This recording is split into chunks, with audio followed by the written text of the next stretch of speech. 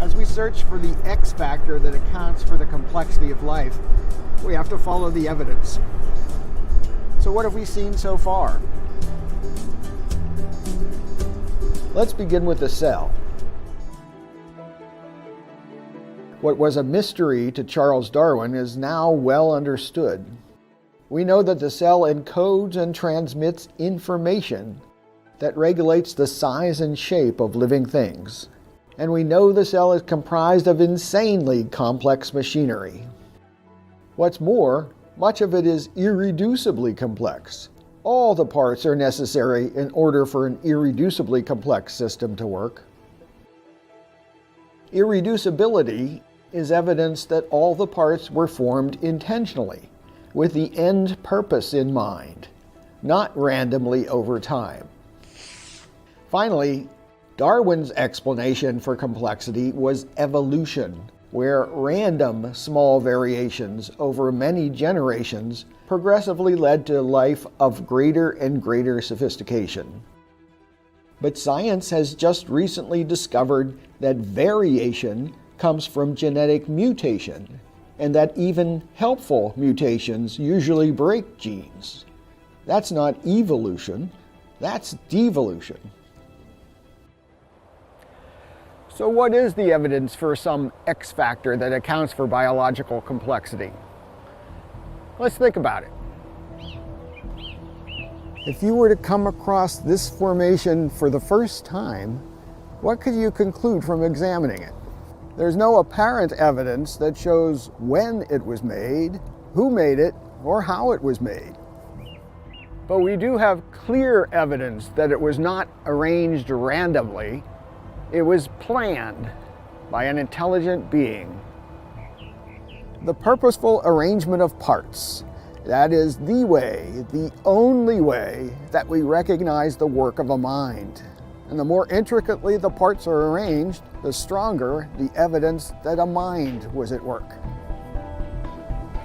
The X factor that accounts for complexity is intelligence. An intelligent being is responsible for much of life. The exquisite and purposeful design found throughout nature is overpowering evidence.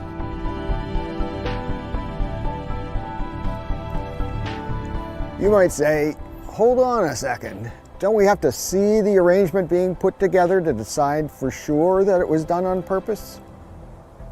After all, we can see how an intelligent builder constructs a home. If we can't see or understand how design occurs in nature, why should we believe there is an intelligence behind it? Well, it's what we can see that is the whole point.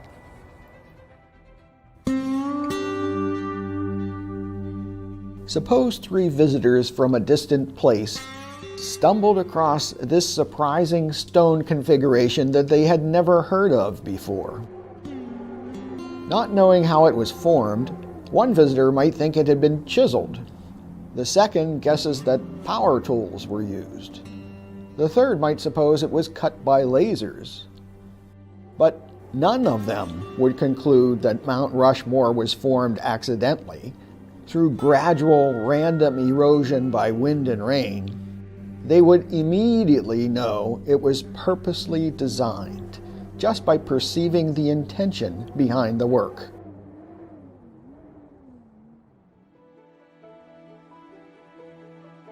The purposeful design of nature was nearly universally held common knowledge for millennia.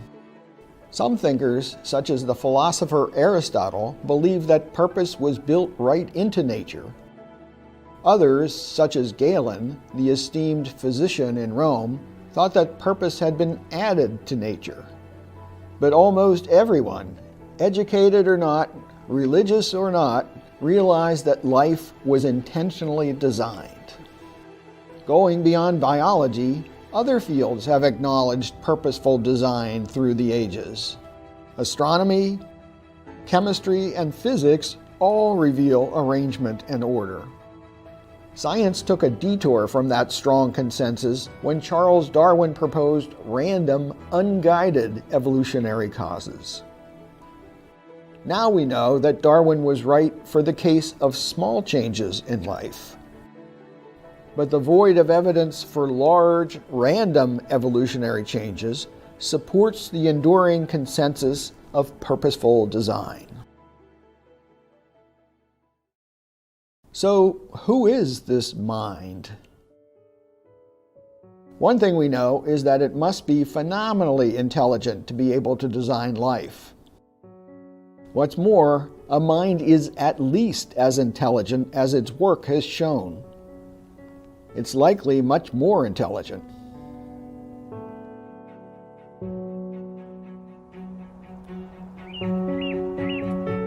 But it's clear that errors do occur in nature. Babies are born with birth defects. Good people get cancer. Why? As I said earlier, I count myself among those biologists who think that science alone may not be able to answer the question of who or why. Perhaps philosophy and theology are needed for that. But the identity of the designer is a separate question.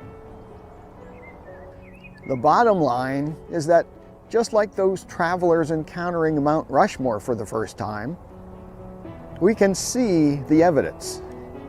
If we carefully study it, we can know with certainty that life was designed by a mind.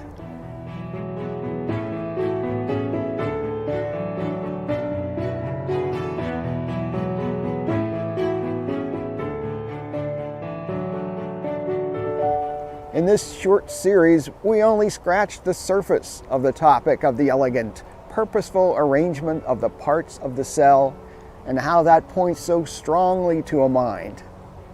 But the discussion continues on the series website. Please go there for a deeper look at these topics. Finally, thanks for watching this series. I hope it has expanded your own appreciation for the elegance and design of nature.